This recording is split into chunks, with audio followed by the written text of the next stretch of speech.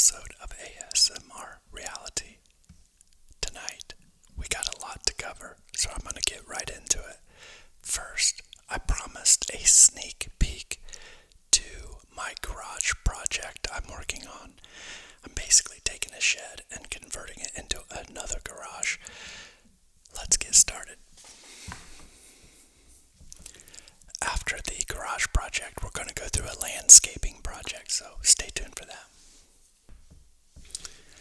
This is the shed with the things in it that I used to store in it. Here it is, empty and starting to tear out the asphalt. These are the doors that were originally on it. These were barn door style doors. This is a wooden wall that is like a retaining wall. That part is underground, that part is above ground. So if I go out here and look, you can see those the vertical boards are above ground, the horizontal boards are below ground. And I'm going to cover those with concrete. So that is why that trench is getting dug out, because there's going to be a concrete wall there. And magically, here it is. This is the framing for the wall getting ready to be poured. You can see the steel rebar behind the framing, and that is ice and water shield, like a rubber membrane to keep water from coming in. There's little Pearl. Now, this is after the concrete wall has been poured, and so now the concrete wall is there. Ultimately, that is what will keep this waterproof, because it is below grade. Now, the rest of the floor needs to be dug out, because the shed was only about 5 feet tall at the back, and there was no way to fit a normal height car. I could have fit the NSX in there, but I could not fit anything else in there. And since I was already spending all the money, it was just a little extra to dig it all out. But it's dug out about 2.5, almost 3 feet has been dug out, to where now it is a normal height garage. This is going in at night, and there's a gravel base down now getting ready for concrete. But if you follow that dark mark, that is where the floor used to be. Luckily, the concrete wall for the frame of my house was a lot deeper, so we could go down enough to dig out completely. And there's concrete wall all around. I thought that was it. I actually set my phone down, and now I'm actually going back to show you I'm 5'9", so maybe not, it's about 2.5 feet is how far out it is been dug down, but it's enough that it's a normal sized ceiling now. This is showing the mess it's making, and now this is the concrete being done. It's about half done, and there is the concrete all poured on the floor. So now I have a concrete wall and a concrete floor.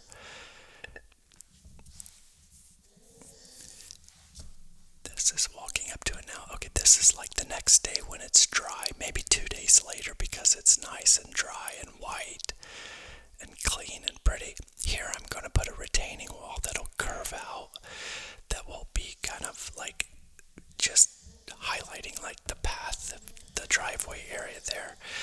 All of this wood I had replaced because it was vinyl. The wood was vinyl on that porch. It was a screen porch, and it was vinyl. This is caulking all of the trim now, so that it is done. Now you can see the trim has all been painted, and now the garage door has been installed. Now the opener is not installed yet, so I have to manually raise the door, but because the opener is not installed. And yeah, that is just opening and closing the door. I should have cut some of that out to save some time. I have so much video footage that I'm going to make an amazing video of this whole project, but I'm just giving you a sneak peek of how it all turned out. But I've got a lot more footage of the actual process, where I'm just now giving you like minor glimpses of how it went. This, you I wondered if I wanted it to all to be the dark brown, and I don't, so I'm going to switch that wall portion back to the two-tone.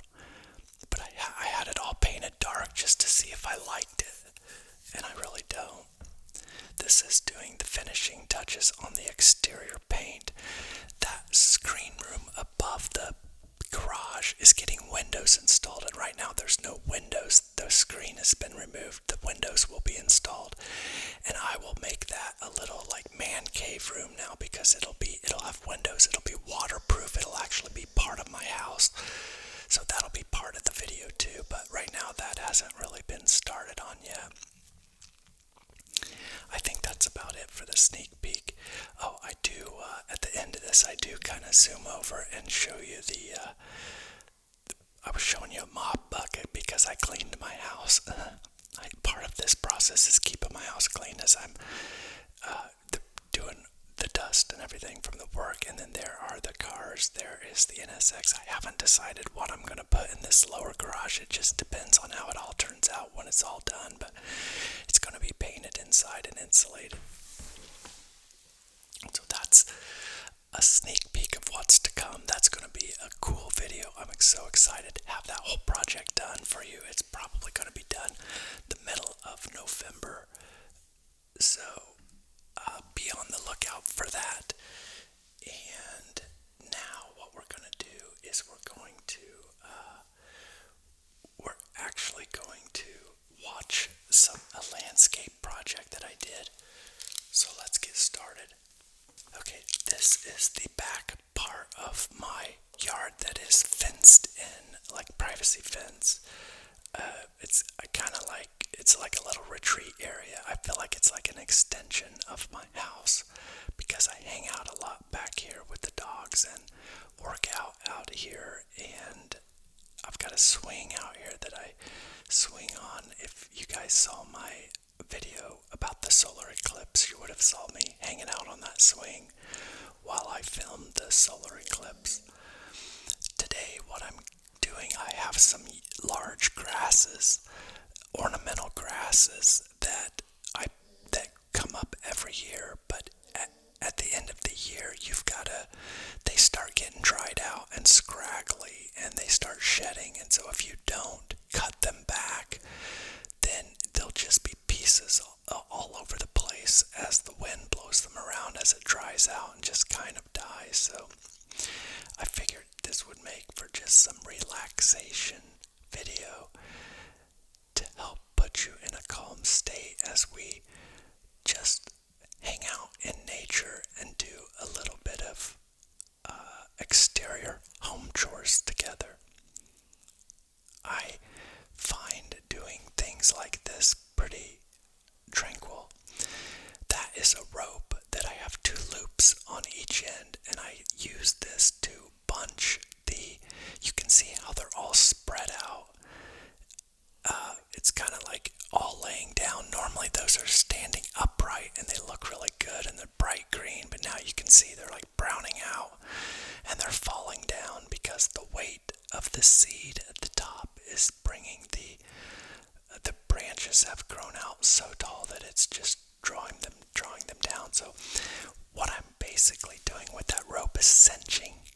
I'm cinching the plant so that I can cut everything off at a uniform height, because they grow better in the spring. If you cut them back, you want to try to get them to like 6 to 8 inches off the ground. And then, so you still have something there. It's not pretty, but there's still something there, like some sort of, that is a hedge clipper. It kind of looks like a chainsaw, but it just is like a scissor cut. And you can see how long that blade is. It allows you to get pretty deep into whatever it is that you're cutting. Now, it won't cut wood, but it cuts some pretty thick pieces of, I would say maybe an inch thick. It will cut anything less than an inch thick. It won't cut, but you can see it all falling down pretty easily as this clipper works its way through the plant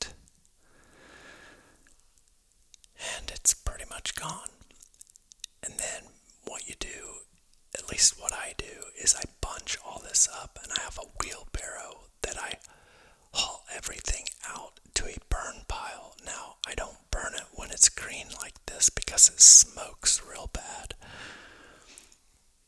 So when it dries out, and it takes about probably a week to two, it'll be completely brown. It'll be completely browned out.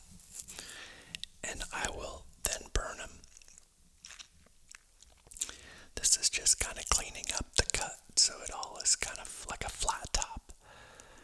And then this is the most mundane part of this job, is just cleaning up all of the debris because the plant sheds so much. It's been shedding before me cutting it, and a lot of that is just what was being shed before I even cut it. So the cleanup part isn't real fun, but I like having it cleaned up, and it's kind of like why we like rearrange our furniture sometimes. Every now and then it's just nice to have things just a little bit different than normal. It kind of, this to me kind of symbolizes the transfer of the seasons and the evolution into the next season. And I find beauty in everything. I do enjoy the transition. Now, I don't enjoy the extremes. I don't enjoy the extreme heat of summer. I don't enjoy the extreme cold of winter. But the transition periods are great. Like when you go from winter and you're coming into spring, that transition as the trees are starting to bud out and leaves are coming and the grass is getting greener and the plants and flowers are starting to bloom. That time of year. And then moving into summer, of course, the weather is warmer, there is less rain, and that's the advantage of summer. The transition into, then you get into the extreme heat and it's not great. Then you move from that extreme heat to better weather, and then you transition into fall and the leaves start changing and the plants start drying out. That transition is my favorite because fall is my favorite season. I do enjoy the comfort. There's no humidity here where I live in the fall. It's very, like today was like 72 degrees, and then at night it's cool enough to where you need a jacket. If I wasn't messing with these grasses, I would have short sleeves on or no shirt on at all, but I'm getting in the midst of that grass to cinch them, and it would make me itch. So I leave the long shirts on, and that way I can, and now here I'm cutting this other one. It's kind of neat. It just kind of falls like dominoes. This is the room that is like a little screen room. It's like a little sunroom, and I have a hammock laying, and I have a hammock hung up in there, so I can just hang out in there. And on nice days, I'm gonna get a drink of water.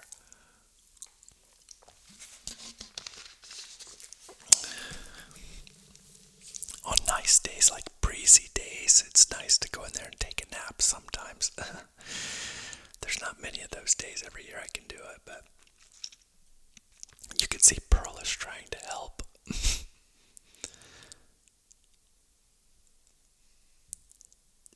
You can tell by that handful of grass that I had just how big those are. I mean, there is a lot of substance there. I think I'm moving the wheelbarrow to the other side, maybe. I don't know what I'm doing here. Maybe I'm just trying to organize the wheelbarrow with sometimes it starts to fill up. I think after, yeah, I did take it to the other side just to make it easier. Yeah, I know, like different geographies have different types of plants and landscape their homes different ways. Now, this area area that I'm in right now, when I bought this home, there was actually a swimming pool back here. It was 20 by 40, and I actually cut it. I had it filled in, and then I put that fire pit over the top of where I filled it in, and then I brought in all of this rock. It's called river rock, and it's like decorative landscaping rock, but that means I don't have to mow in there. And my theory behind doing that had to do with my dogs, in that beyond this privacy fence, my dogs have a couple acres of land to run, and you'll see me throw the frisbee to Pearl here in a moment. And my theory is that when they come in from the grass, they have to come through this rocky landscaped area, and it cleans their feet. It cleans, like if it's wet out there in the grass, or if it's, sometimes in the rainy season, it gets a little muddy, like maybe there's an area that doesn't have as much grass, especially like right where they come out of the dog door area. There's not as much grass, and so over time it gets a little muddy there. If it's wet, there's mud, and so they have mud on their paws. But by the time they walk through this kind of like a transition area, they really are not. They're not. Obviously, they don't. It's not clean like they took a bath, but their feet are much cleaner, and they don't track in as much debris that way. And their paws are really so callous that it's easy for them to walk on the gravel, where for us it would be without shoes. At least for some of us, like me, I'm barefoot. I would be sensitive. I could walk on it, but I couldn't run on it without like feeling the pain.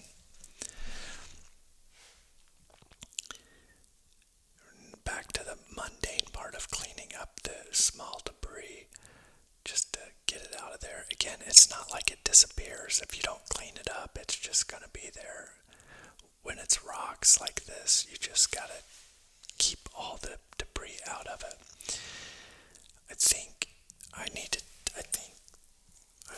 I think I pause it when I go to dump the wheelbarrow. I think I dump it. I think I take one load to dump. But actually, I think here's where I'm gonna throw the frisbee. So this is cool because I put Pearl in slow motion as she jumps out of the dog door. So there is the dog door that she gets to go out to the grass area. And I'm gonna throw this frisbee, and she's slow motion now because she jumps. Here she goes and jumps out of the hole.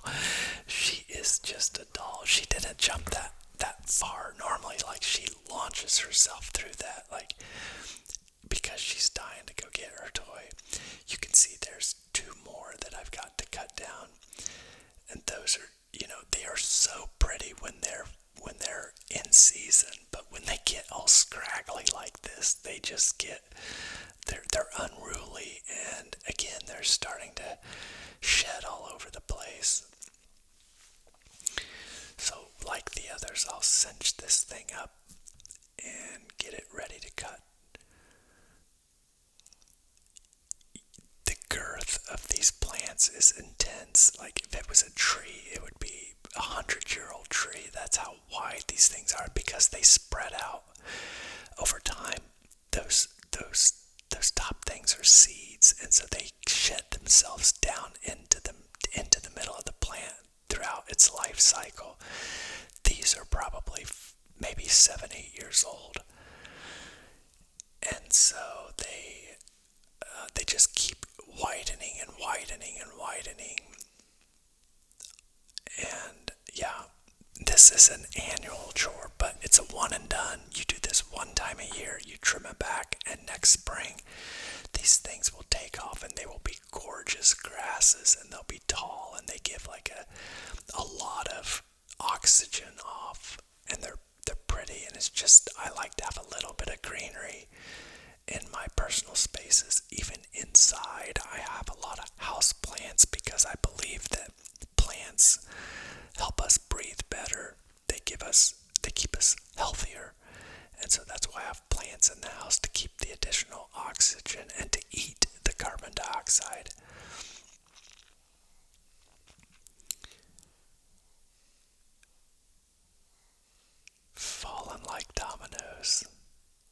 That's not like Dominus, but what would it be like? I don't know. it's it's really fun. Other than that when you're doing it, you've got a mess to clean up. That's the only downfall to it.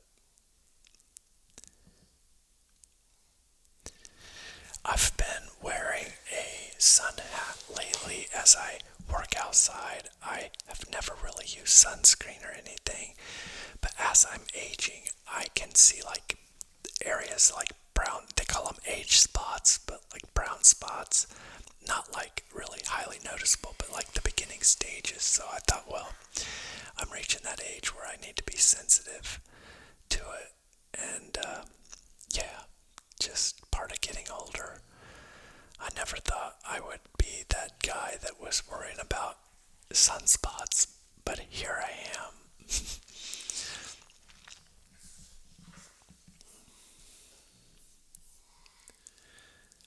Yeah, I wonder if I know some people would actually pay to get this done, but for me, I do. Again, I find it relaxing, and I think also I enjoy the before and after, and I have this silly habit that whenever I do a project, I like to sit and look at it after I'm done. I don't know why. I think my phone just fell. Yeah, my tripod just blew over. It's a windy day. I had to readjust it. You see, this is highly unedited, but it's for ASMR. The video, I think, is secondary to the audio.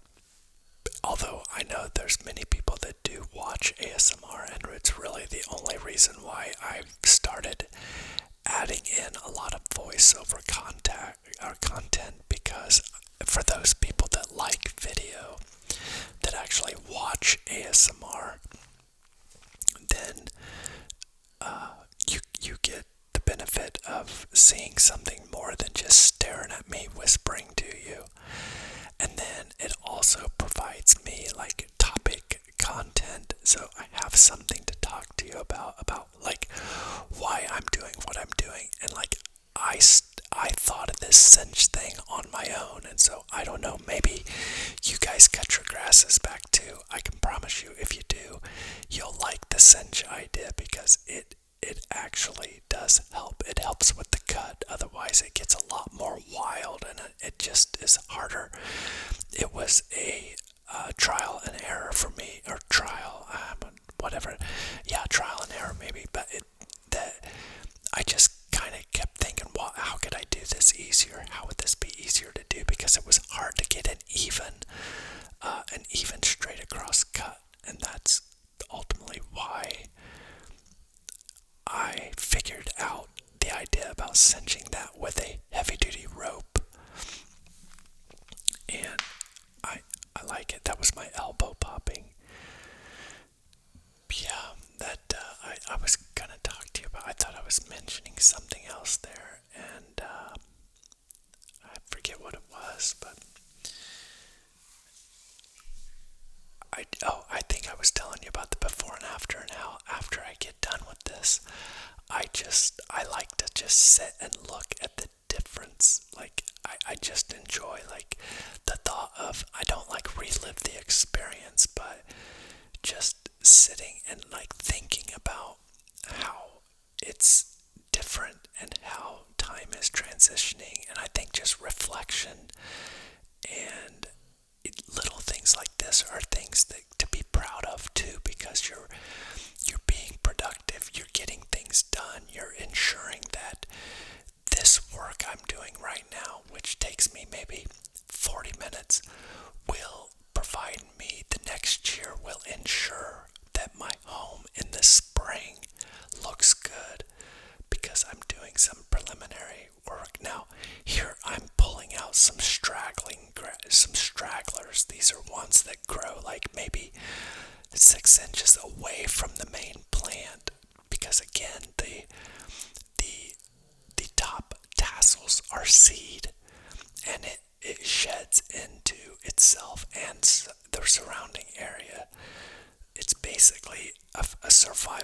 organism of the grass, and that's how it spreads. It produces seed and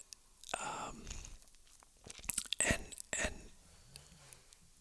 reproduces itself basically as it sheds to the ground and grows more. It's a survival characteristic of the plant, which is interesting. I have one more of the grasses to do back here. I have a lot of them up front. I probably won't go through with you on doing the front one, but after that I do that shrub that's behind there. I do that shrub once a year too. There, I did turn the camera off when I went to dump the wheelbarrow, so now this will be a pretty basic load because I'll just have one plant plus the few little stems from the evergreen bush that's back there.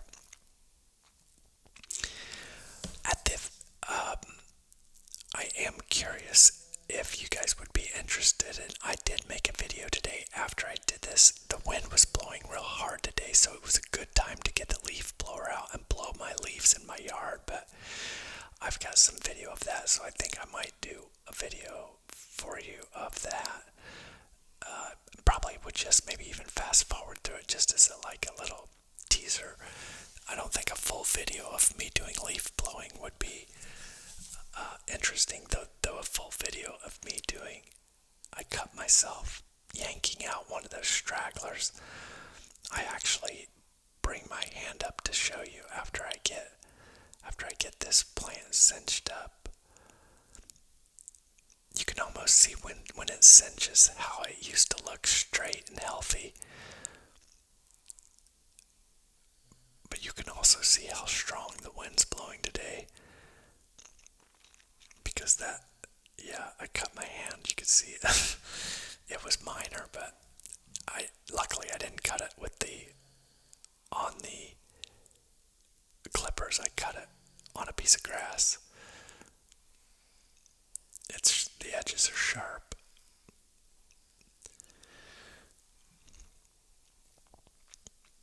I really do. Part of doing this again is just helping you guys see just kind of like a behind the scenes of life. Again, I think really super ultra wealthy people would pay a landscaping crew to do this for them. But for me, I see beauty in doing some of the things myself. I could afford to pay somebody, but I know how to do it, and it's good activity, it's good exercise. It's nice being outside, breathing fresh air, and I don't know, it's one of the things that I do. Now, in the sneak peek of the garage project, yes, I pay contractors to do a lot of that stuff, because if I did it myself, it would take me years. I could buy the 400 bags of concrete and slowly do the project myself, but it would have taken years, and I really wanted to be able to park my Venza inside, because I have always had I've always had 2 cars, but now I have 3 cars, and so I needed that 3rd car garage so that I could park all the cars inside in the winter, and that was the purpose of doing that project. But yeah, in some of that work, I would have to watch YouTube videos and figure it out, and probably mess something up before I learn to do it right, where sometimes it's best to pay somebody that knows what they're doing. So in situations like this, like with simple chores like landscaping or mowing or, shoveling your own driveway, painting, some stuff that you can do pretty easily, those are the things that I don't mind doing. I like to cut wood too, so I have several chainsaws, and I like to, if limbs fall in my yard, I like to be able to clean them up on my own, and I do.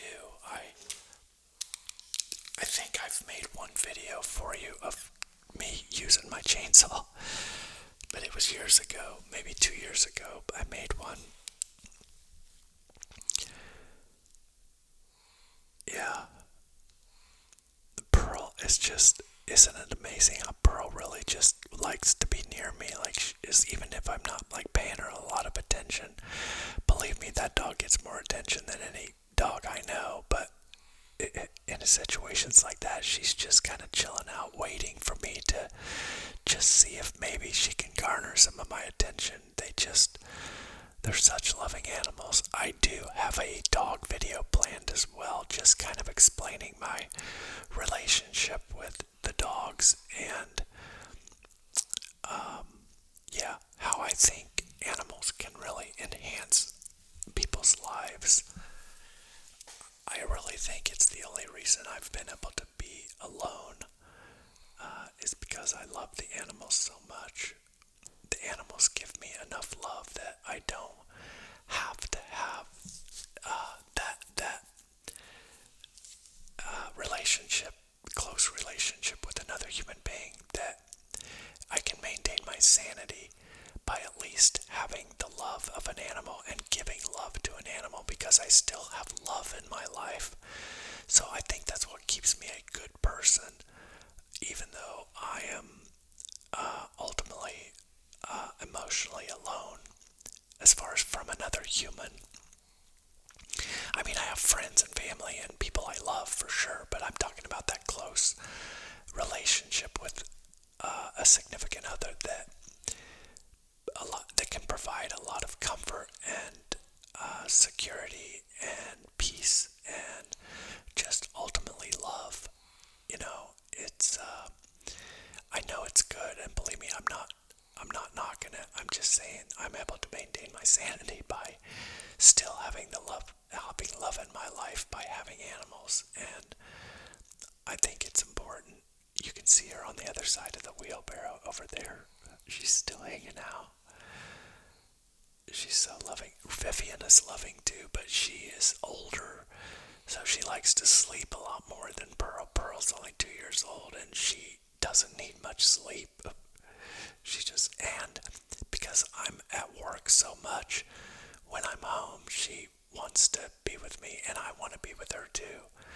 And I like that she hangs out with me while I do things like this, because it just kind of keeps me company and keeps me happy, and makes me happy that she wants to be with me just like I want her to be with me. I want to be with her too.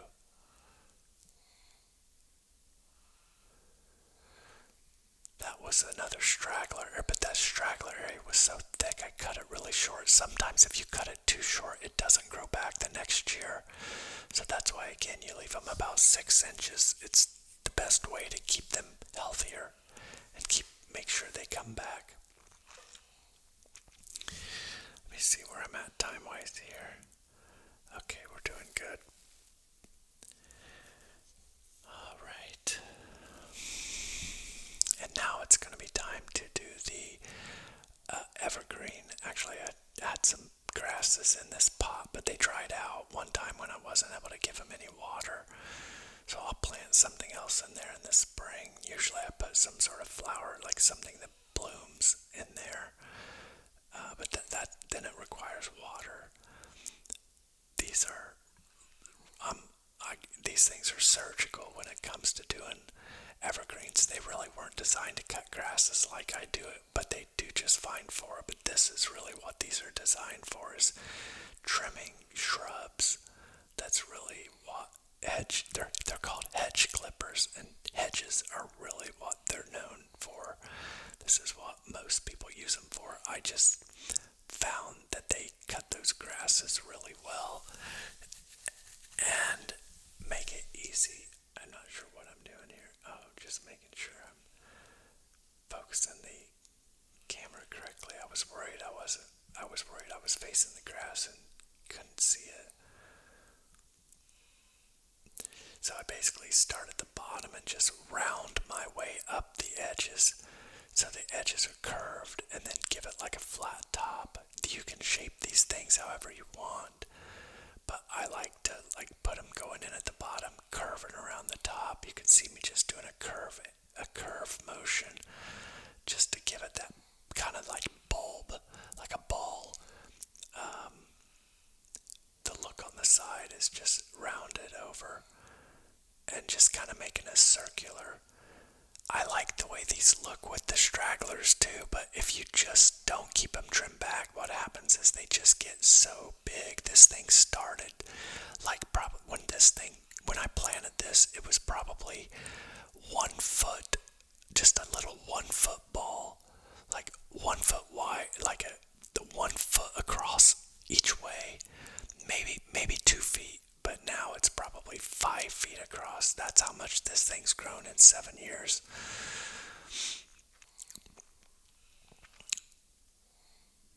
Yeah, just give it a trim and you can keep it from getting too carried away.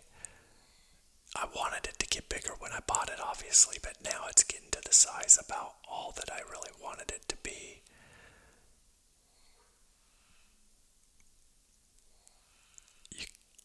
I wonder if anybody's jealous because they want to try using those edge clippers. It's kind of artistic, like you could be. I just know the basics, how to do a basic cut, but I've seen some people do some crazy, crazy stuff. Truly crazy stuff.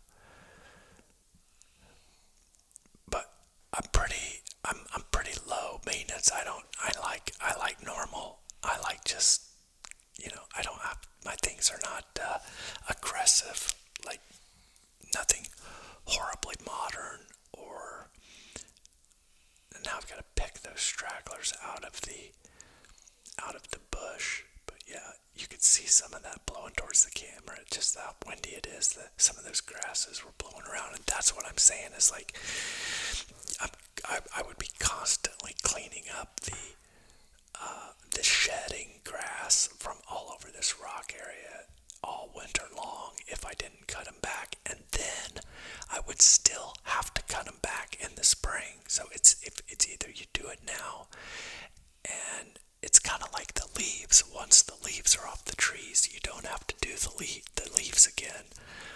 But if you don't do it, then you're going to be cleaning it up all year. Those grasses it would snow, and then they would shed on top of the snow. Again, I just feel like it just doesn't look as clean.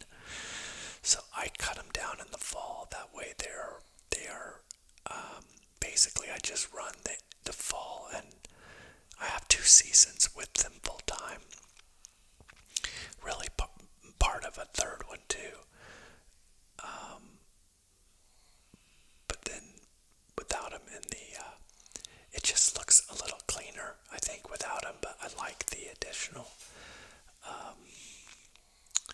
I like some decoration, but not a lot. So plain is fine with me, as long as it's clean.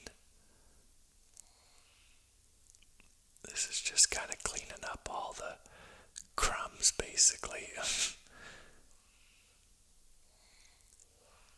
Some of this does biodegrade, so if you got little tiny pieces, they will, over time, just biodegrade down into the gravel. They basically become dirt by just biodegrading.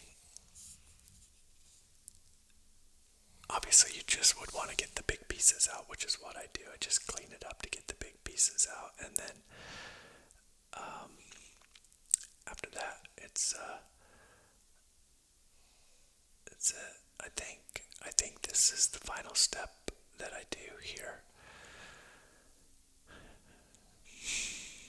I'm so glad you guys got to see a lot of Pearl, and now you can actually hear her, so you can see why she snores or breathes heavy at night, because she's all day long she is active.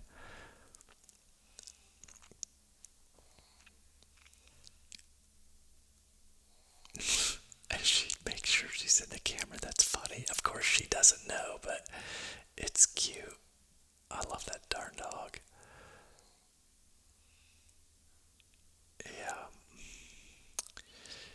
Everything is going to be clean. Everything's done.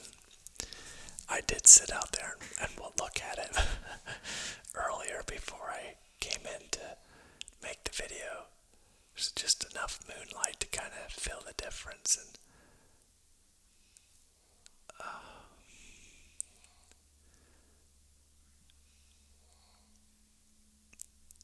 if any of you live close by, you're welcome to come by and help me with the front project. I didn't get to it today.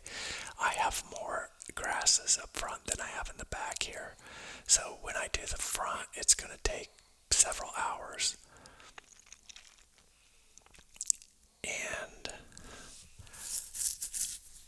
But it changes the look of my house more up in the front. But again, because you still have the bases there, it's not like you've taken the complete plant away, so you still see something there, which I think it still adds some dimension. It's still showing that, okay, there's gonna be something there. There is something there, which doesn't look wonderful. Now, it's not like horrible looking, but you know that it becomes something later. Like, I think some flowers are like that. They're called annuals, which means they come up, or maybe annuals. I don't know how the naming system works, but some of them are called annuals, and some have a different name, and I can't think of it. To where it's actually, the term means that they'll come back every year, or some mean, I don't know if annual means you have to plant it every year or it comes back every year. But there's a word that I'm trying to blank on that is the opposite of whatever annuals are. Kind of like a one and done. Like, some people buy flowers and they're just for one season, and then when they're dead, they're dead. And I really just don't. I don't buy anything like that unless it's for that little pot there, but not to plant permanently. Whatever I plant permanently, I want to come back every year. Is this all? Is this it? Is that the end of the video? Oh, I guess it is. So there you have it. That is my landscape experience so far for the fall season. And now you get to see a little bit of what I have to do to keep this place going. I hope you enjoyed this, and I will see you on the next one. Good night.